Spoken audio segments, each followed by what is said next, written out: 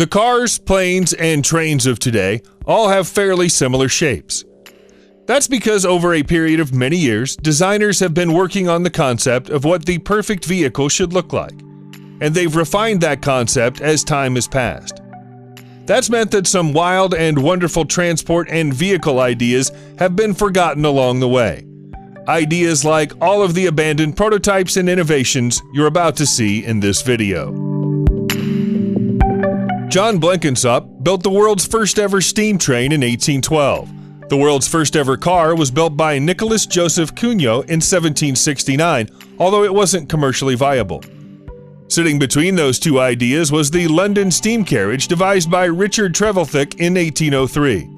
This was the first steam-powered and self-propelled vehicle capable of carrying passengers.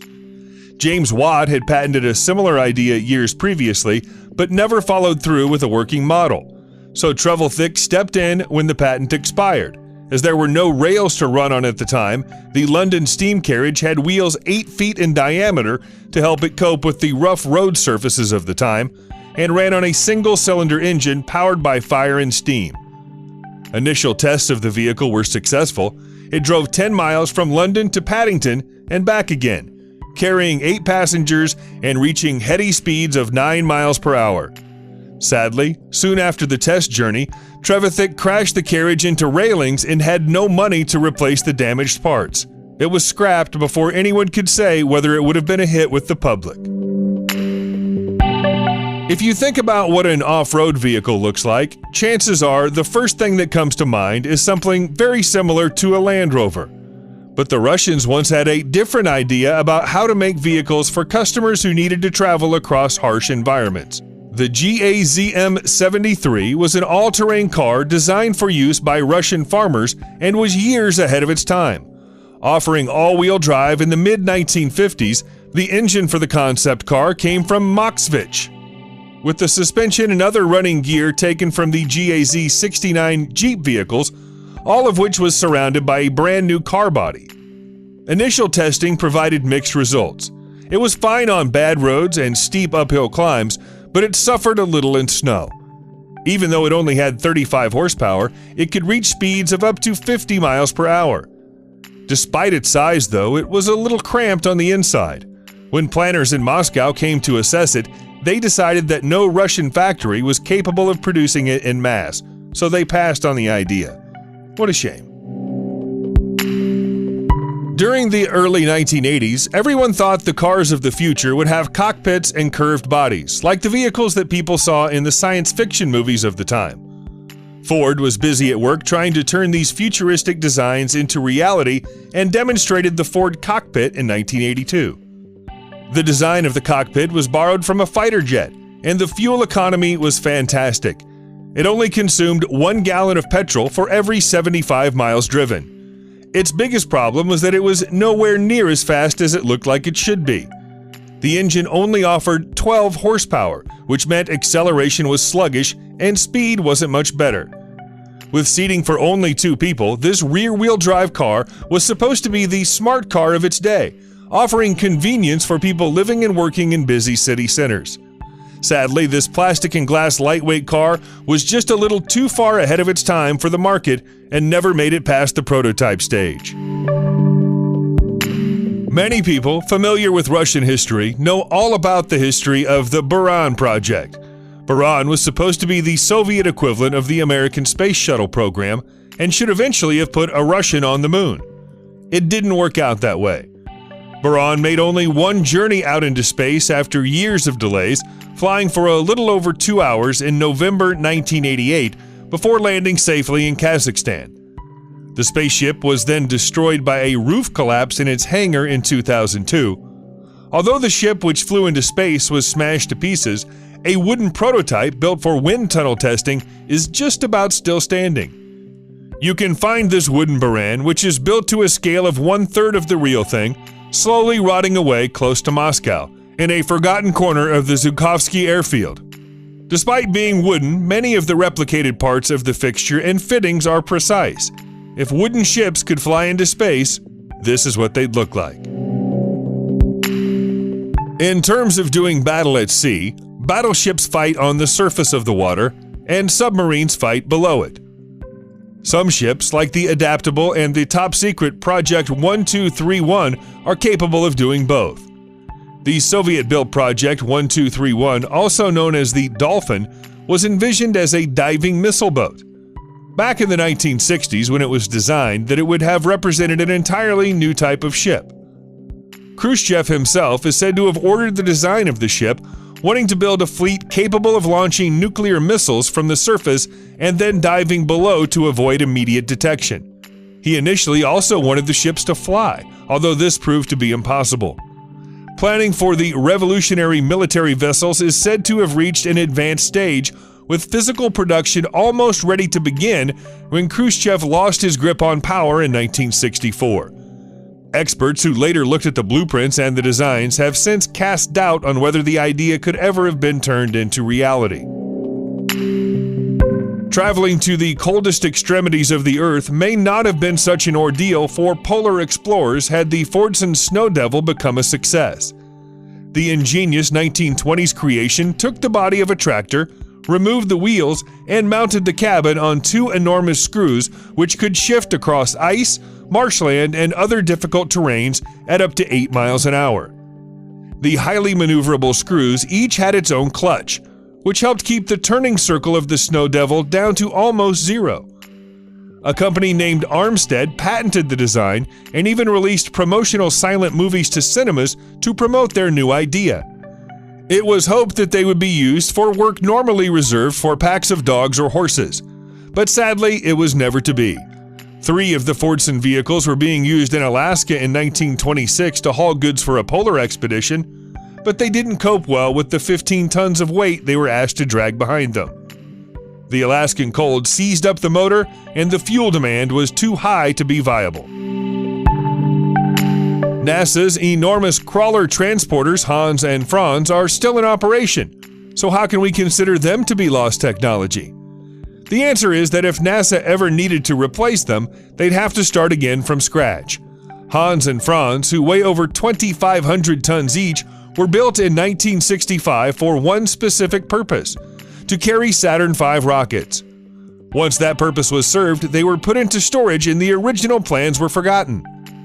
When NASA decided to press ahead with space shuttle launches, enormous expense had to be undertaken to bring these rolling hydraulic launch pads back into working condition. And they're still being patched up and put to work now.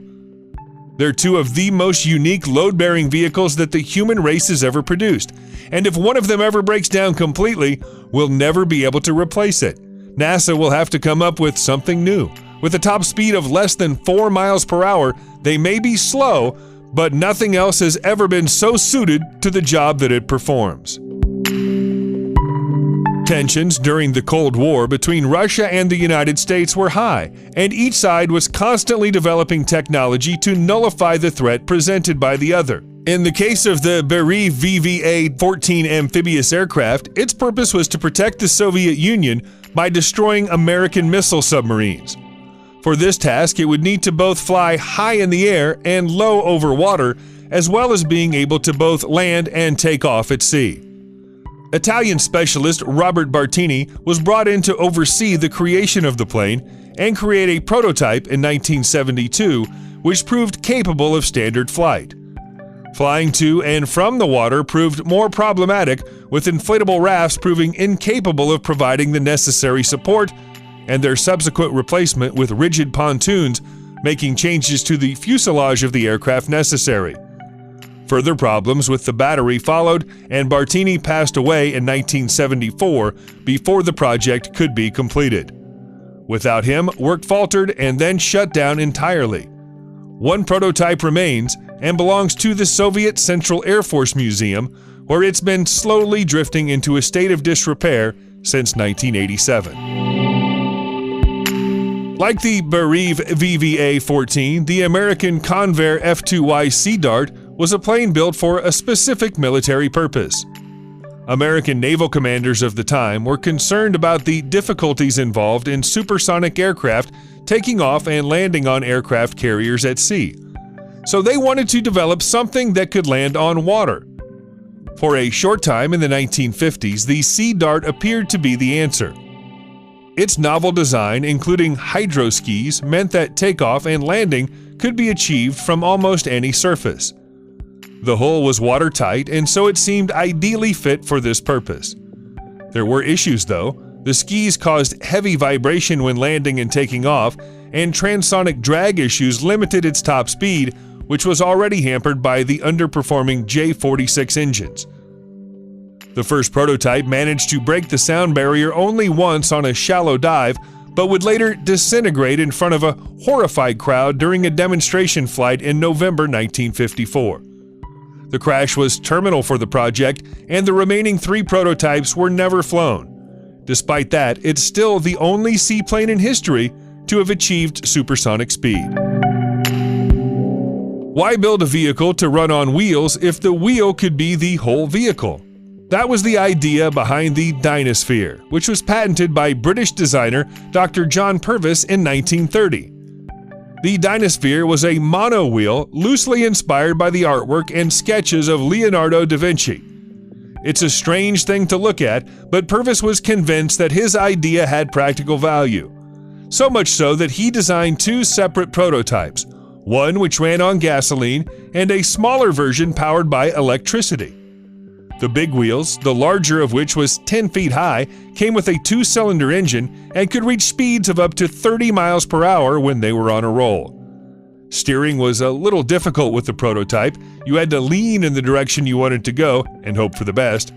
The driver's seat and the motor all formed one cohesive unit, which sat on rails within a larger outer hoop. It never became anything more than a curiosity. Purvis could never solve the steering problem, and braking hard often left the occupants spinning around the inner wheel like hamsters.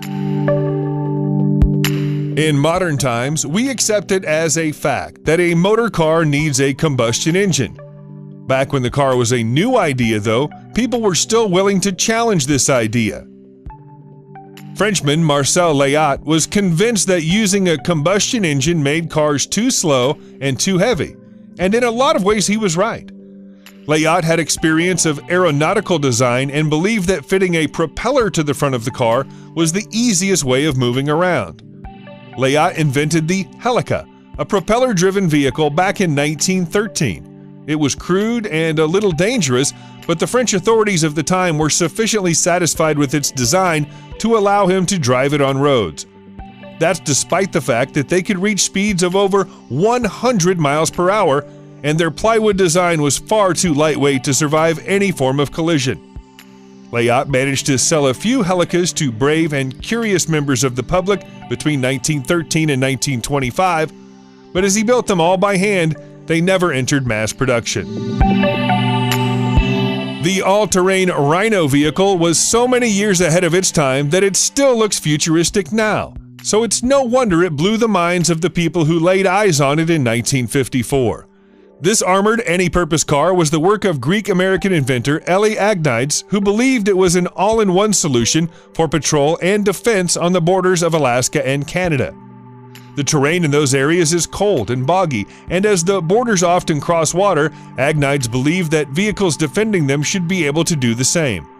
It wasn't just an amphibious car, though. The Rhino was capable of 45 miles per hour on the open road despite weighing 5 tons and having front wheels that were 6 feet in diameter.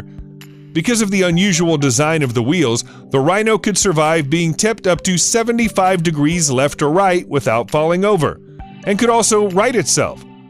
Only one prototype was built and was shown to the military, but they passed on buying it out of fear it would sink easily if the wheels were punctured.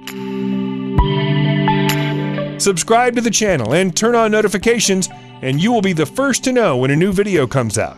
Thank you for watching, and see you in the next video.